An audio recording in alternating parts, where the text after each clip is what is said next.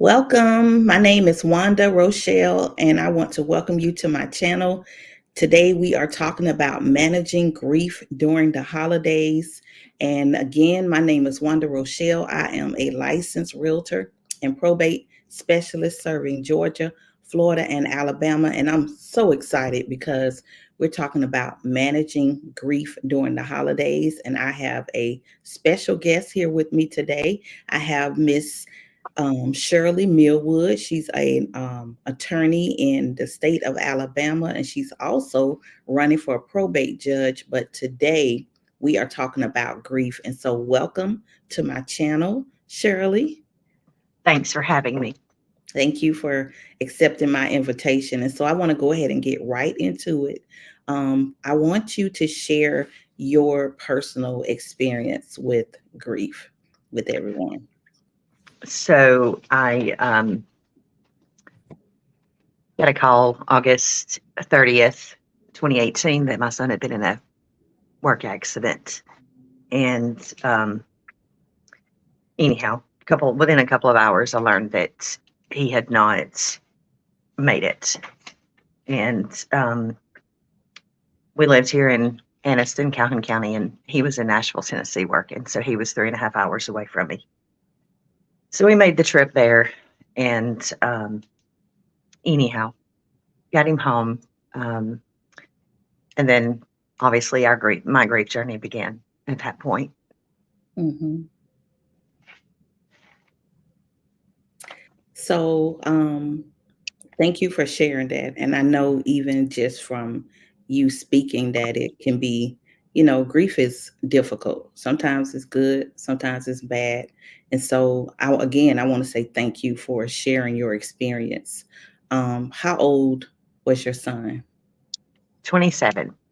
27. So tell me how do you make it from day to day? Oh, by the grace of God. Mm-hmm. Before I get into that, I'll just show you a picture. I have his picture here.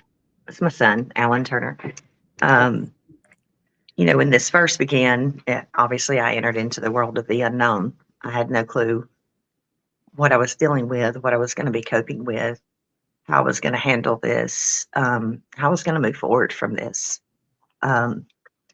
So, our bodies, when we're dealing with grief, our bodies go into shock. And so what I learned, because I started reading a lot of material, it took me a few weeks to realize that, I needed to educate myself on grief and this grief journey. Mm-hmm. And our bodies go into shock, and shock, from what I understand, is it acts like a barrier to absorb the pain from that loss. And so, you stay in shock for a long time. And I think that varies from person to person. And I think it also varies on the circumstances, their age, the relationship you had with your loved one that you lost, the circumstances around their death, and, what happened to cause their death. And, so all of that impacts your grief. But anyhow, so I knew that what I had to do, because obviously God still has me here for a reason. Mm-hmm. He didn't take me with him. And so I had to learn to figure out how I could maintain my life here on earth until God does call me home, without my son. Mm-hmm. And so the first thing that I did was started educating myself. I started reading a lot of books, reading a lot of material. And the book that helps me the most, I read multiple books, but the one book that always has stood out to me, that helped me the most, was Gary Rowe's Shattered: Surviving the Loss of a Child. And that book was very helpful in that when Mr. Rowe wrote that book, he went around and interviewed parents who had lost children, and had interviewed them and gotten, talked with them about their stories. And I joined some social media groups for, parents who had lost children. And the one thing that I learned from that was that I wasn't alone, because obviously when my world crashed, I felt like, I was the only person that had ever experienced this. And then I realized I wasn't. There were many people. I'm unfortunately part of that club that we all hate to be a part of. And the other thing about the social media is I would sit and go through those pages and groups and start reading, and I would find that it was too heavy for me. I was dealing with an enormous amount of grief myself, and when I would start reading through those stories of others, it was kind of a two-edged sword. It helped in hearing other people's stories and hearing how other people have overcome, not necessarily overcome, but how they've worked through their grief. But at the same time, it was so heavy, and I was carrying my own grief, the grief, for my children, because I lost my son, but my children lost their brother, and my grandchildren lost their father. His friends lost their brother. His friends were not just friends; they always were. They were brothers, and he was a journeyman lineman.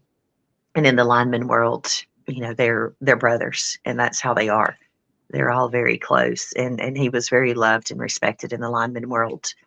And so it was a lot of grief, and not just my grief.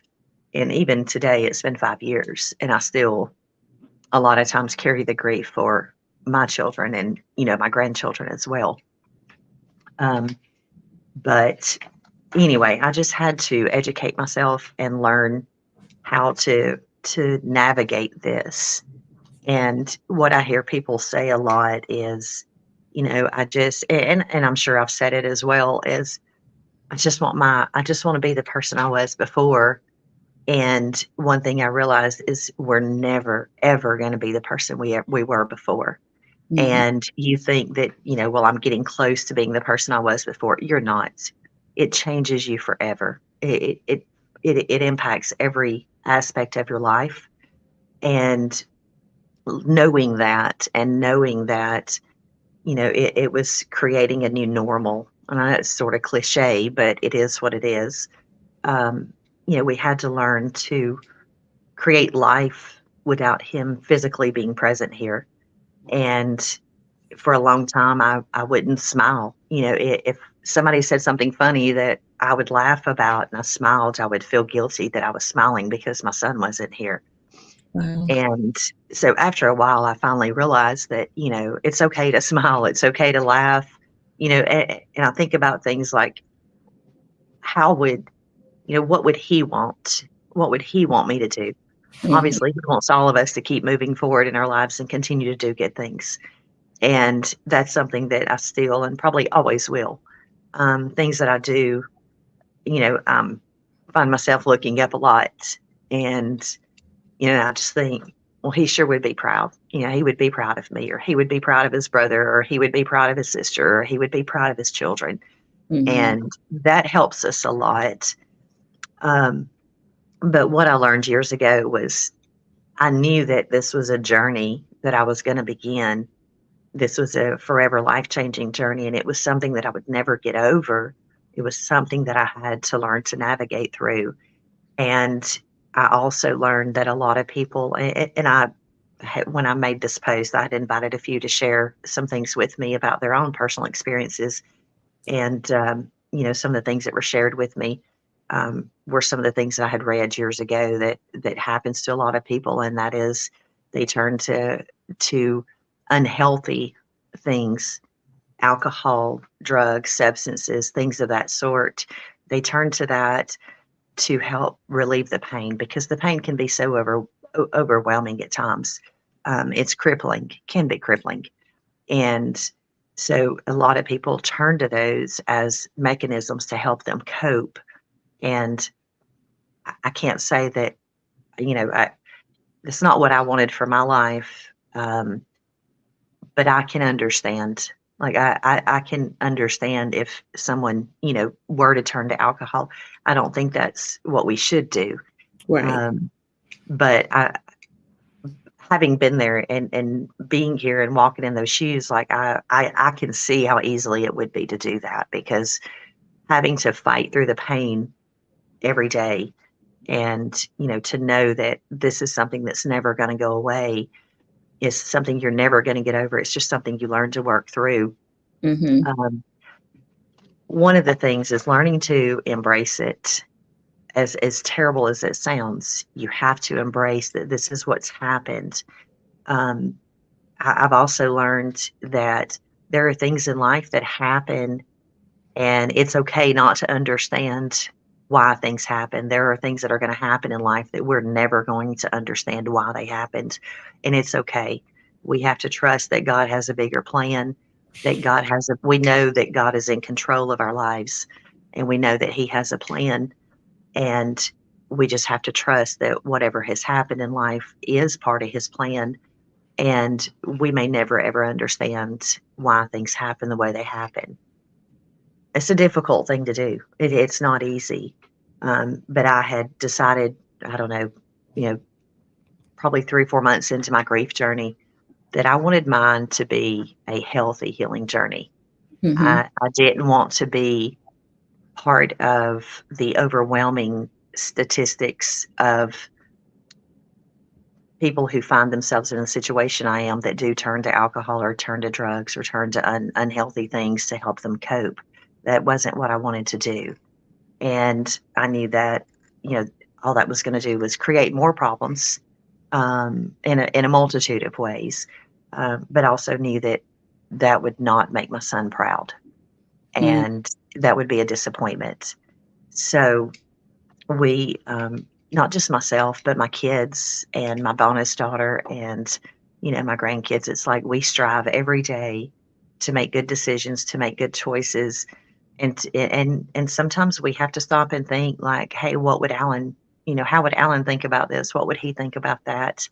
Um, and make good choices that we know that would make him proud. It changes our whole perspective on life. And before I got on this interview, I was kind of flipping back through my old Facebook posts, my social media posts from 2018 when all this happened. And, my son had actually, I don't know, a year prior had made a post on Instagram, and it was, life's too short. We're not promised tomorrow. Wow. And when I saw that back then, it was like, just the way it pulled at me, because we know that we all know that we've all heard that at least once in our life. Um, but to be in the situation we're in, my whole family now, like it's a reality for us that Mm-hmm. it's not just something we say, it's not just something we hear, it's something we live. We Mm-hmm. know that none of us are guaranteed tomorrow. And so we make good choices every day, day in and day out, because we know that tomorrow may be the time we're not here anymore. That's And and when we're not here anymore, we want to make sure that we are reunited with, with our son, with our brother, with our daddy. And so we make good choices for that. Um, there was a time after my son's accident that, I don't want to say I thought I was doing great, but I thought I was doing okay. And, I went to my doctor and I was like, Doc, it's been a couple of months. I mean, my routine is get up in the morning and have a cup of coffee and go sit out on the deck and have a cup of coffee and then, go get ready for work. And I would find myself getting up once I finally did get out of the bed, going out on the porch to have a cup of coffee, and 5 o'clock in the afternoon, I'm still sitting in the same spot. wow. And so, I went to my doctor and was like, Doc, I thought I was doing okay, but I'm not doing okay. And so, he put me on antidepressant and gave me some medications, and it helped. And I've never been a person to take medication. Just, if I have a headache, sure, I'm going to take an Aleve or a Tylenol or whatever. But I have a problem with taking medications consistently. And years before this, I had always said that I would never take a pill. If I had to take a pill to be happy, then I needed to change something about my life. Mm-hmm. And a pill I wasn't gonna find my happiness in a medication. Um, Obviously, that changed my whole perspective on that. Mm-hmm. And I learned to realize that, if I need to go to my doctor and he needs to prescribe me an antidepressant, and that's what I need to do to be able to function on a day-to-day basis, it's okay. That's It right. is Yeah. absolutely okay. Mm-hmm. Um, and So I've learned it's changed. It literally has changed our whole perspective, in every aspect of our lives. We have, as a family, we've learned to set boundaries, individually. I've had to learn what my boundaries are to Mhm. protect my mental health, because I know, for a long time, I felt so fragile, and I felt like it would just not take hardly anything to just push me right on over the edge. And I had to start setting boundaries for myself that I knew would protect my mental health. My children have done the same thing. And, and the way we are is we don't have expectations of the others. And Um, Shirley, what's an example of that, of a boundary that you set for yourself? um, Learning to say no, Mhm. knowing that I don't have to be at every event. If I get invited, by a friend to an event, if I don't feel that I can go, and like having to push myself to go do something that I really don't feel I'm ready to do, I had to learn to say no. Like, hey, thank you so much for the invitation. I'm so thankful you thought of me, but you know what? I'm just not feeling up to this. That's And, good. and so I had to learn to say no. Yeah.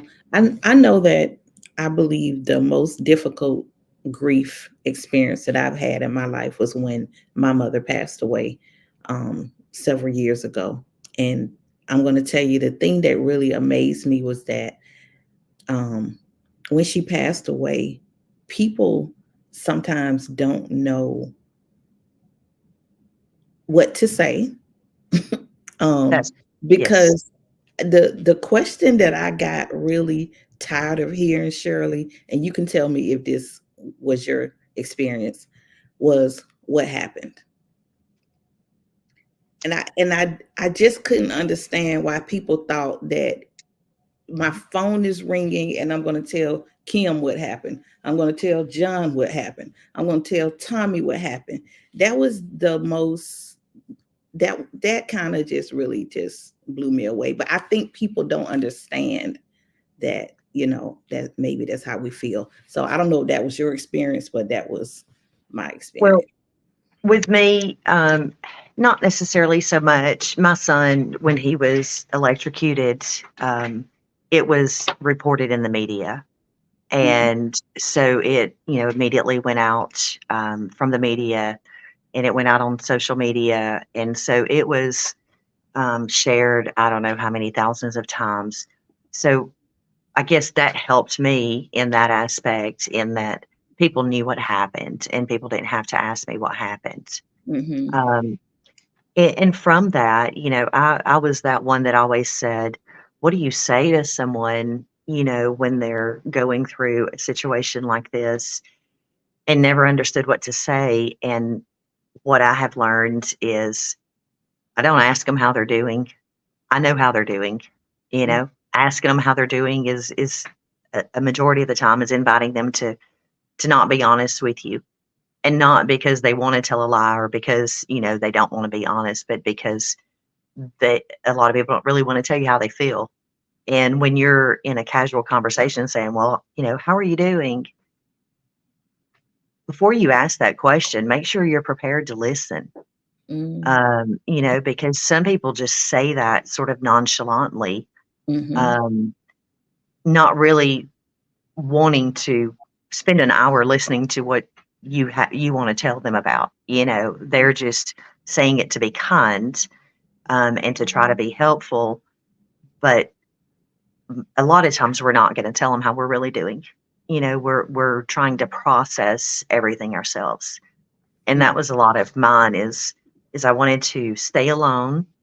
I wanted to be able to process this, but I've been like that my whole life as far as processing things that happen in life, and analyzing, and looking at everything from every aspect. But you also have to be careful with that, because what you do is you end up isolating yourself, and the more that you isolate yourself, the more depressed you're going to become.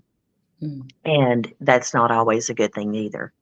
There were so many events that we, we were social bugs. Like, we were always out attending events, going here, going there. I mean, just always doing something, always getting invitations. We were out everywhere. And then after I lost my son, we were getting invitations to all these events, and I just said, I just can't go. I'm also that person that if I'm sad and I'm having a bad day, I don't want to come to your event because I only want to bring happiness. Mhm. And so when I come to your event, I've got to, just my personal thing is I feel like, I want to be happy. I want to come in and bring happiness to others. I don't want to bring anyone else down. Mhm. So if I'm having a bad day, a bad moment, then I just simply decline and say, I can't make it. Like, I just can't do it. And I've been very fortunate. I've had a very good support group, and they've all understood. They're just like, "Hey, we love you. We're praying for you." Mm. Um, but what I've learned is when someone loses a loved one, you don't have the words to say. Um, Let them know you love them. Let them know you're praying for them, and actually pray for them. Not just tell them, but actually do it. That's right. That's right. And and let them know, we love you and we're praying for you. Mm. And one other thing is, people will say, well, if I can do anything for you, let me know. When you're going through something like I did, and, like you did with the loss of your mother, we're not likely to reach out to you to say, hey, I need you to do something for me. One of the things that I think is, show up at their door, deliver a meal, send a card in the mail, just take it upon yourself to do something instead of Mhm. asking, what can I do for you? Just do it. Just Mhm. do it. Um, there are a lot of, and I'm sorry, I'm kind of skipping around. This is like, I was You're trying fine. to prepare. I was trying to prepare for this, and I don't think there is any preparing. And I think we probably could do a series on this. Yeah. There's been so much, um, but support groups. There are a lot of grief support groups out there, and that was another one. And oh my gosh, it's escaped me now. But there is a support group.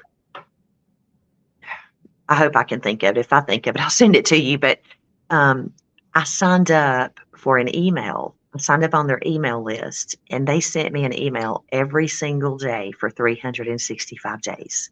Wow. And they also have, support groups. Like, they'll maybe every couple months, they'll come in and they'll start a new support group, and it's like 12 weeks or something. I wish I could remember the name of it, but every morning I got that email, and I can remember so many mornings I would wake up and I would read that before I ever got out of the bed, and it would be right on point Yeah. with how I was feeling at that moment in time. And it was just, it was amazing to me that I was getting these emails every day. And I'm like, wow, like, it's almost like they're reading my mind and Mhm. knowing exactly what I wanted to hear. Mhm. I found that to be extremely helpful also to me, Yeah. in my grief. I was And I was gonna say one thing that you mentioned, that when people say, "Oh, I'm praying for you and I love you," to really pray for the person and not just say it. I'll take it even another step to stop and pray with that person right then and there, because I believe, Shirley, that that's such a casual statement that we say to people, "Oh, I'm praying for you." I believe personally, for me, I like to be a woman of my word. And if I tell someone I'm praying for you and I don't do it, then I have to answer to God, because I gave you my word that I was praying for you. So, what I like to do, and of course, I'm not able to do this all the time, but I like to take it another step and actually stop and pray with that person right then and there. And I cannot tell you how many times that has made a difference in that person's life, in my life, because it allows me to not forget to pray for them, because we're human. So if you're watching this, I encourage you to do that. When you tell someone you're praying for them, stop and pray for them then. And it doesn't mean that it has to be a long, drawn out prayer. It could just be, a simple prayer, God bless them, encourage them, draw them close to you, give them joy for their sadness, whatever it is. Yes. Absolutely. Absolutely. Mhm. And that, we were very fortunate. We had a lot of support from our community. It was like the whole entire community came together when we lost Alan. And it was just the most amazing thing. And it was just so much love, so much love. And so having that support from our family and our friends and the people in the community that came together to support us and embrace us during that time was just the most beautiful thing. And that meant so much to us. It was that, and knowing that these people who were there supporting us was praying for us and loving us, and and loving us through this time. It was it was just it's unexplainable. Like it was just the most amazing thing. And that helps, when someone loses someone, to just be around them and embrace them. uh, it's I remember a friend came over the night I came back from Nashville, and he came over that evening, and we were sitting there, and I don't know, probably 30 minutes of silence. And I just, at some point I looked at him because I'm a talker. And I Mhm. said, I'm sorry. Like, I'm just not into, like, I just don't feel like talking. Mhm. And so he started telling me about the story from the Bible where they sat there for 3 days and didn't speak. And I want to say 3 days. I hope I'm not wrong on that, but they didn't speak. And it was just having the presence of the company and the presence of their friends there, even though words weren't spoken. Mhm. Um, and that makes a difference. And sometimes when people are going through grief, and even for me, just having someone there, but not necessarily having to be engaged in conversation with them was also important to me. Wow. And and it's crazy. I mean, I've learned so much, like so much throughout this process. And I know we're talking about navigating through the holidays. Um, the holidays are terrible. Uh, they are. They're terrible. Um, we all expect our family to get together,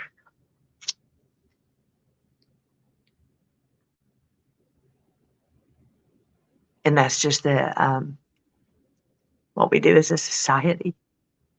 Mhm. So when you know that your family's getting together without one, it's tough. But Yeah. we still do. And when we're together, there's moments where we're drawing strength from each other.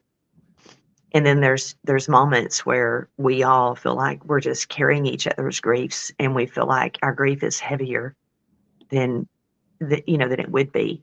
And so back to boundaries, like, my children and I all have set our own individual boundaries.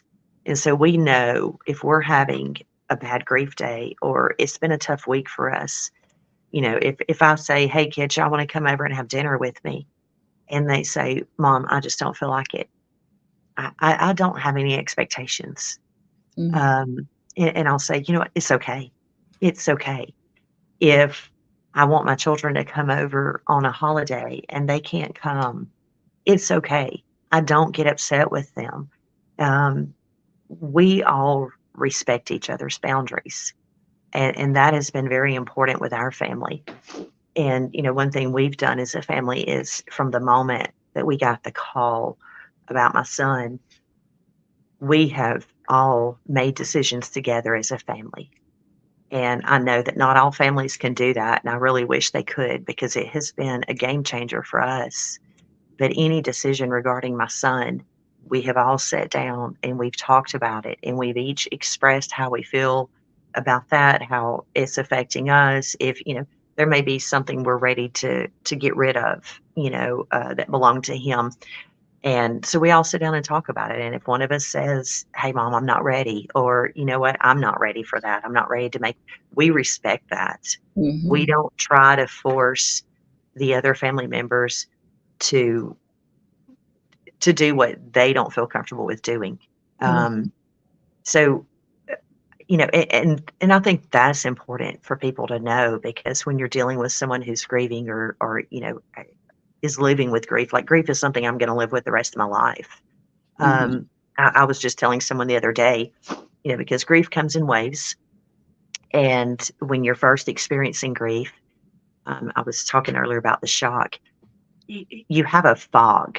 There's a grief fog that you get, and it takes time for that grief fog to start lifting. Mhm. It's that varies person to person, and based on the situation. And when you're in that grief fog, you feel so scattered at times. I can remember when I first went back to work after my son's accident, and I was meeting with clients, I would literally write down every word they told me. Mhm. Where generally I just write down one word, and I can write down one word and I know what that means.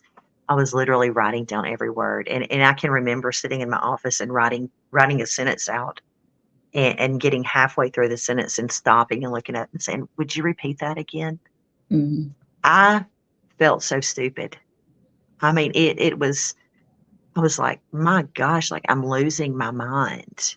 Mhm. And you're gonna lose your mind for a while. Like, it's gonna happen, and you've got to know that that's gonna happen, and you've got to know that it's okay. You've just gotta learn to work through that. Don't be hard on yourself. There are days when it comes nighttime, I'm getting ready to go to bed, and I think back over my day and think, "What have I accomplished today?" I've accomplished nothing. Literally, s spent the whole day on the couch, spent the whole day doing whatever, doing nothing. And initially, I was very hard on myself because, "Oh, I should have done XYZ," or I had all these things I wanted to get done that day. And what I've had to learn is, at the end of the day, when you look back to say, "What did I accomplish today?" and you've accomplished nothing, what you have to tell yourself is, "You know what? I made it through this day." That's right. That in and of itself was an accomplishment. Don't beat yourself up. Mhm. And that was what I had to learn early on, because I would beat myself up when I'm going in meeting with clients and I can't grasp, I can't comprehend, I can't retain what they're telling me. And I just had to realize that was part of grief, and that it's just, don't be, be kind to yourself. And I had to learn to be kind to myself. Um, it's it's okay to not be okay. Mhm. I hear a lot of people say, "I don't want people seeing me crying." I hear that a lot, especially with men. Grown men don't cry. We've all heard that before. Let me tell you, crying is a part of life.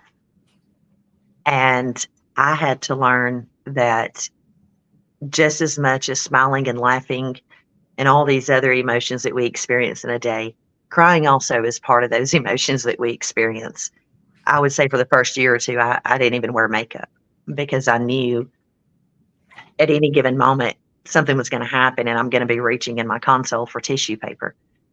Just, having a good day, and all of a sudden I'm driving down the road and I'm, grabbing tissue paper. Um, so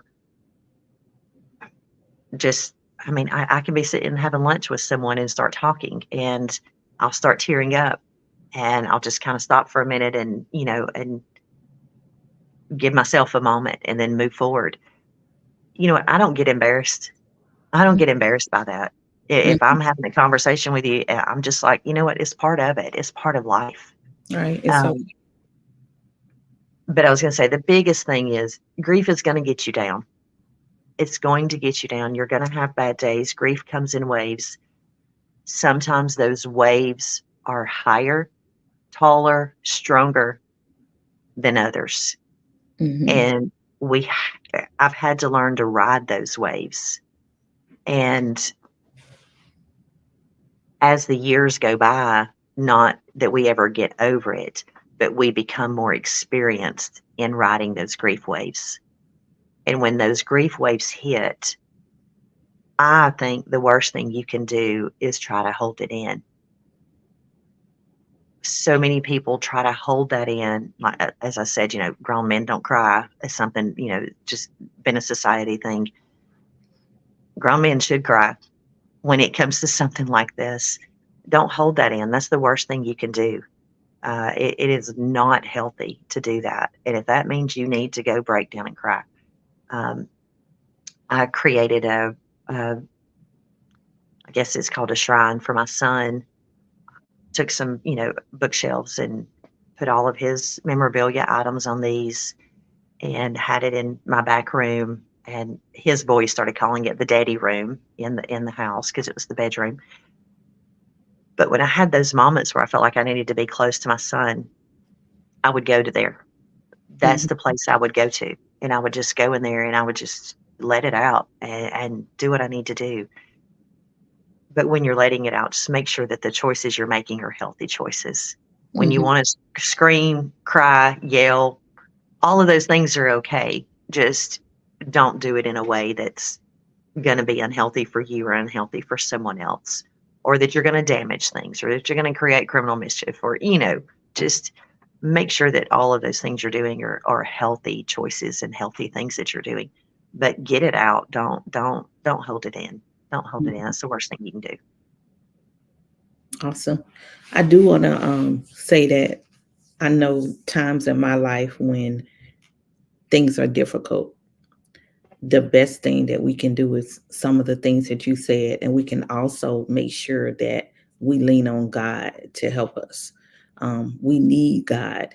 And I know you can attest to the fact that at the beginning you said it was the grace of God that has kept you. So I want to read a few scriptures that I believe can help anyone that may be watching this, that may be experiencing grief. And the first one is Matthew 5:4, and it says, "Blessed are those who mourn, for they will be comforted." Comforted. Another one says, Revelation 21:4, it says, "He will wipe every tear from their eyes. There will be no more death or mourning or crying or pain, for the old order of things has passed away." So I just want to encourage you, Shirley, and anybody else that's reading this.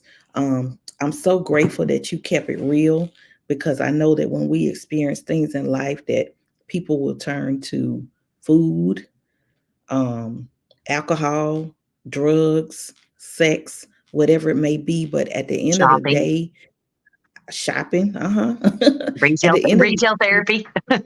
yes, whatever it may be, at the end of the day, the word of God is what is going to really help us to heal us and deliver us and give us peace in our minds. And I'm so grateful that you kept it real, because if somebody were to see you walking down the street, or see you in the courtroom defending your clients, or see you um, because you're about to be the next probate judge in your county in Alabama, they don't know that behind the scenes you're dealing with this. So, and life is real. So thank you for joining me today.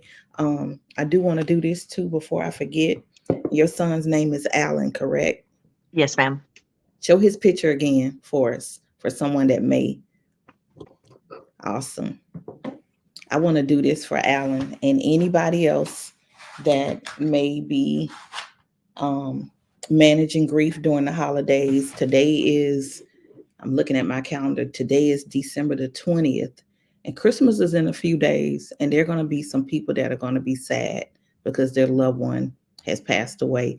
And maybe you're watching this, you may be watching it and it's not around Christmas time. But I just want to do this just to honor your loved ones. I just want to light this candle Thank you. in honor of Alan, who I'd never met. But I'll tell you this, I'm pretty sure that, like you said, he's proud of the strength of a woman that you are. He's proud of you and your accomplishments in the community, in your business and your family. So we honor Alan and others today. And so just God bless you, and continue to just cling to God, because he will do it. He will heal you and comfort you. And the And Bible, and he'll give you beauty for ashes. you know what? Every holiday when we get together, so I have a candle that the funeral home gave us, Mhm, that has his, in remembrance of, and every holiday that we get together, we always light that candle, and that candle burns the whole day. mhm, There's a throw that they had provided that they presented to us as well. We get that throw out, we put it on the back of the couch. And so those are the two things that we always do. We always get together on his birthday. We always get together on his anniversary. And we do that every year. And so we always, just to keep his presence with us, as like, we know that he's with us in spirit, but to know that, just to keep that physical presence there with, with his throw, his picture on it, and then the candle, we do that. mhm. One thing I wanted to share, and I will say, to add on to what you said, I talk to God a lot. Like, I really do. He's Yeah. like my very best friend. You know, that's the one that literally I wake up talking to God. I drive my car talking to God. I go to sleep talking to God. Mhm, I know we're supposed to get on our knees and pray, but I do a lot of talking to God even when I'm not on my knees, when I'm standing on my feet. And I will tell you, and recently, one other thing I did want to add, over the years, I've learned to, I don't know how I did this, but I've learned to sort of compartmentalize my grief. mhm, And maybe that just comes from my years of being a lawyer. Um, I'm not always able to compartmentalize it, but because sometimes it'll just take over. But that was like, I had asked some people to share, if they wanted to, some stories with me. And I said, I'll read on Wednesday, which I have been a grind with work, but I needed to wait until I was preparing for this, because I knew when I was getting ready for this, like, my grief was going to be overwhelming. And so I was waiting to kind of go into this and approach it all at once. Um, but anyhow, just wanted to throw that out there. Honestly, I don't know how I did it, but somehow I've just learned to compartmentalize, and that helps to where I can say, okay, right now I need to be working. Right now I need to be focused on this trial. But you know what? Right now I'm just going to have a meltdown, and mhm, I'm just going to sit here and cry for however long until, I feel better. Um, but anyway, grief, every morning I read a positive quote, an inspirational quote. That has helped me tremendously, tremendously. It's probably one of the best things that's helped me. Um, but anyhow, so over the years, I've read a lot, and I don't just read a quote, but I read it and I think about it, and I'm like, how can I apply this to my life? How can this make me a better person? But anyhow, obviously, I've read a lot of grief poems and things about grief. So just wanted to share this. Grief is really just love, all the love you want to give, but you cannot. All the unspent love gathers in the corners of your eyes, the lump in your throat, in that hollow part of your chest. Grief is love with no place to go. mm, When you grieve a lot, it's because you loved a lot. mhm. That's beautiful. Beautiful. I want you to share that the name of that book again. Gary, who's the author? The book that you Gary said. Rowe, Gary Rowe, Roe, Mhm. and it's Shattered. He has a Shattered series, but this one specifically is Shattered: Surviving the Loss of a Child. He has Shattered: Surviving the Loss of a Spouse, a mother. Like, he has, in his Shattered series, he has basically kind of, honestly, I can't really tell you all of them, but almost dealing with every different type of death.